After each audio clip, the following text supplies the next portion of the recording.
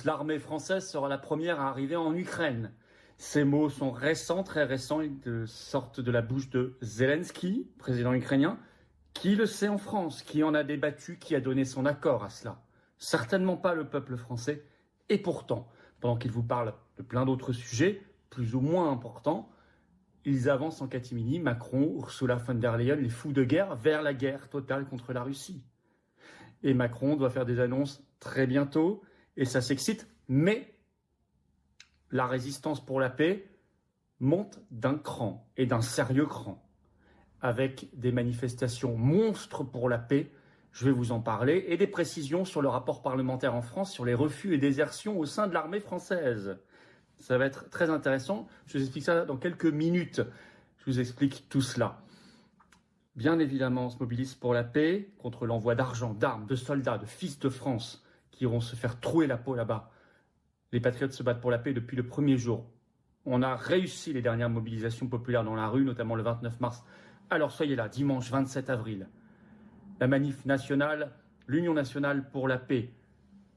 Stoppons Macron, stoppons la guerre, ce sera le mot d'ordre. Stoppons Macron, stoppons l'UE, stoppons la guerre.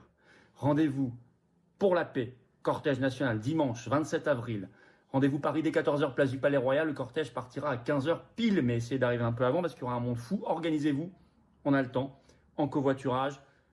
Contactez vos référents départementaux parce qu'il faut une marée humaine et il y aura une marée humaine encore plus impressionnante avec d'excellents intervenants par ailleurs, encore plus impressionnante que le 8 et le 29 mars dernier. Les patriotes sont toujours là et prennent leurs responsabilités.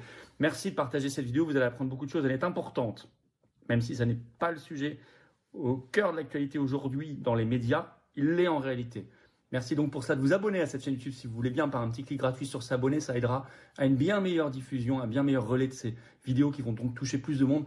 Merci pour votre abonnement. Ce vendredi 11 avril à 19h, on est en direct sur cette chaîne et on a plein de sujets à voir ensemble, passionnants, excitants, explosifs. Soyez là et puis je répondrai à toutes vos questions en direct sans détour ce vendredi sur cette chaîne 11 avril à 19h. Le samedi 12 avril à 16h, je suis en grande réunion publique ouverte à tous dans le Calvados en Normandie. C'est entrée gratuite, c'est ouvert à tous, adhérents ou pas. Il faut vous inscrire par le lien sous la vidéo en description. Ne tardez plus, ça se remplit très très vite. Et le mercredi 30 avril à 19h, je suis à Quimper. Entrée gratuite ou c'est ouverte à tous. Et il y a le lien d'inscription également pour Quimper. J'ai hâte de vous voir, bien évidemment. Vous le savez. Macron précipite la guerre d'Ukraine. Mais une révolte pour la paix explose en face. L'envoi de troupes françaises se précise, dépêche AFP ce 5 avril. Le titre, en cas de trêve en Ukraine, les troupes françaises seront parmi les premières à être déployées. En effet, étiez-vous au courant que le 4 avril à Kiev, dans la capitale ukrainienne, les chefs d'état-major des armées françaises et britanniques ont rencontré Zelensky, qu'ils ont fait une conférence de presse ensemble et qu'à cette occasion, le président ukrainien, qui d'ailleurs n'est plus élu depuis maintenant plus d'1 an, a balancé des choses peu rassurantes. Je vous cite un extrait de la dépêche AFP. Volodymyr Zelensky a estimé que les troupes françaises seront parmi les premières à être déployées en Ukraine avec les Britanniques dans le cadre de l'envoi d'un contingent européen pour veiller au respect d'une trêve éventuelle. J'en suis absolument sûr, a-t-il ajouté. Combien de soldats seraient envoyés avec quel équipement? Je ne peux pas le dire, tels sont nos accords, a répondu le président ukrainien. Donc, en fait, il le sait, mais il n'a pas le droit de le dire. Donc, nous, on n'est même pas au courant. Et vous ne voyez aucun parlementaire français, y compris d'opposition soi-disant, réclamer ces informations. J'ajoute, nous discutons de présence sur terre, dans le ciel et sur la mer, et aussi la défense antiaérienne, et des choses plus délicates, a écrit Zelensky dans la soirée sur Telegram. Ah bon, mais il parle de quoi? Nous nous retrouverons chaque semaine au niveau de nos militaires. Nos partenaires comprennent déjà bien ce dont l'Ukraine a besoin. Donc il en sait il est devenu notre ministre de la Défense en fait. Il en sait infiniment plus que nous et ce qu'on veut bien nous en dire. Mais c'est un engagement massif là dont il nous parle. Avec en plus des opérations délicates dont il n'a pas le droit de parler. Et ensuite, effectivement, Le Monde le rapporte ce 6 avril sur Telegram. Il a ajouté ceci. Il a salué sur Telegram des progrès tangibles, je cite, avec des premiers détails concernant la manière dont pourrait être déployé un contingent européen sur le sol ukrainien en cas de cessez-le-feu, après la venue à Kiev des chefs d'état-major des armées françaises et britanniques, Thierry Burkhard et Anthony Radakin. Alors, en plus, au même moment, Zelensky fait une nouvelle provocation contre Trump, histoire de bien rendre impossible la paix. puisqu'il a déclaré ce 5 avril, je cite, il a dénoncé même la faible réaction de l'ambassade américaine à une frappe russe sur Kryvyi. À noter que selon la Russie, cette frappe a visé des officiers ukrainiens et des instructeurs occidentaux. Y a-t-il des instructeurs, des soldats français morts, des officiers, voire français, morts là-dedans? Pourquoi on ne le sait pas? Que faisait-il là-bas? Au même moment, des pays de l'UE et de l'OTAN s'excitent comme la Pologne. Le Monde a fait un urgent ce 6 avril, je cite, des opérations urgentes, des opérations des aviations polonaises et alliées dans l'espace aérien polonais, annonce l'armée polonaise.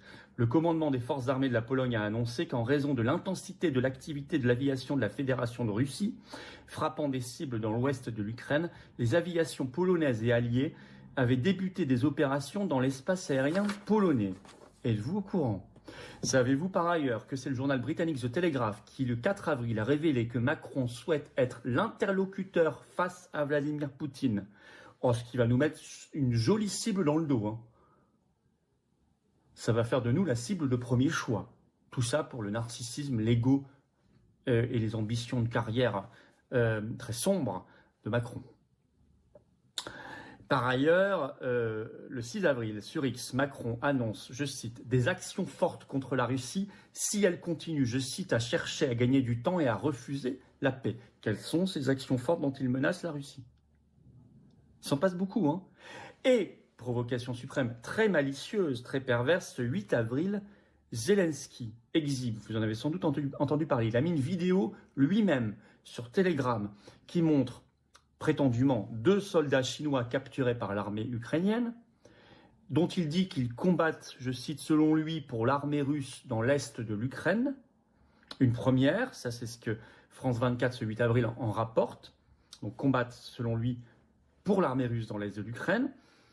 Et réfléchissons, il a demandé officiellement des explications à la Chine, pile maintenant, au moment où vous avez des tensions commerciales liées aux droits de douane, et il le sait très bien, entre les États-Unis et la Chine, avec une bataille de droits de douane, pile à ce moment-là, comme par hasard, Zelensky nous trouve 2 soldats chinois en Ukraine pour le compte de la Russie. Ben, ça tombe bien. S'il veut exciter l'appétit de guerre des Américains en les manipulant, en exploitant cette guerre commerciale sino-américaine, ça tombe bien. Et on est prié de le croire, comme on devait croire la fable des 10 000 soldats nord-coréens qui étaient soi-disant dans les combats en Ukraine. Bon. Mais ce qui est très intéressant, c'est que la révolte pour la paix explose en face. D'abord en Italie. Oh, les médias français vous en ont pas beaucoup parlé, et pourtant, c'était ce 5 avril. Il faut lire par exemple Euronews ce 5 avril. Et moi, j'ai partagé les vidéos très très impressionnantes. Allez voir mes réseaux sociaux comme F-Philippot, ça c'est Instagram, ou X. Rome, je cite Euronews, Rome, des milliers de personnes dans les rues contre le plan de réarmement de l'UE et pour la paix, à l'initiative du mouvement italien 5 étoiles. Je vais vous lire le chapeau de cet article. Un grand cortège a défilé dans les rues de Rome pour manifester pour la paix contre le plan de réarmement proposé par la Commission européenne.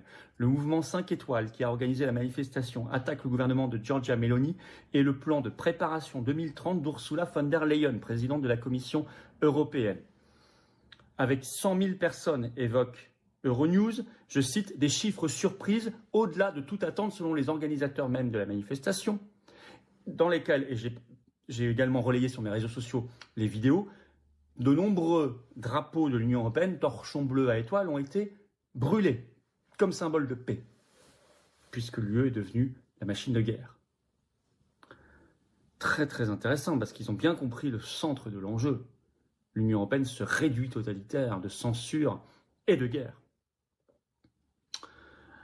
Alors par ailleurs, on a des précisions, ça y est, sur le rapport parlementaire publié le 19 mars dernier sur l'explosion des désertions et refus dans l'armée française. Alors sachez que selon ce rapport que j'ai pu voir, jusqu'en 2021, c'était très stable le nombre de désertions. En moyenne, c'était 900 par an dans l'armée française, très stable. Et puis d'un coup, 2022, c'est passé à 1485. Puis 2023, 1253, un peu moins que 2022, mais quand même beaucoup plus qu'avant. On n'a pas encore le chiffre finalisé de 2024. Donc, d'un coup, plus 50, plus 35, plus 50%. Le rapport précise, je cite, le premier facteur de point, la guerre en Ukraine. On va suivre de près ces refus exprimés, évidemment, dans la grande muette qu'est l'armée française, hein, comme on dit, mais qui sont là. La colère gronde, et ces chiffres sont éloquents, et ces explications du rapport parlementaire sont intéressantes. C'est donc le moment de redoubler d'énergie. Vous savez, ce sujet va revenir très vite au plus haut de l'actualité, parce qu'en plus Macron a envie de l'exploiter, on le sait bien, pour des raisons internes.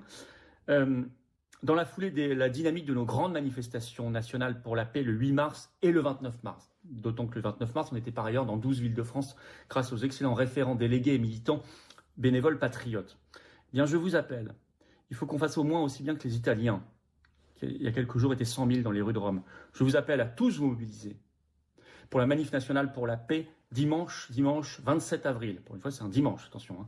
Rendez-vous à Paris, dès 14h, place du Palais Royal. Le cortège partira à 15h, pile précise. Venez avant, drapeau français, bien sûr. Ce sera sécurisé parfaitement pour tout le monde, les familles, tout le monde, toutes les générations. Il faut venir.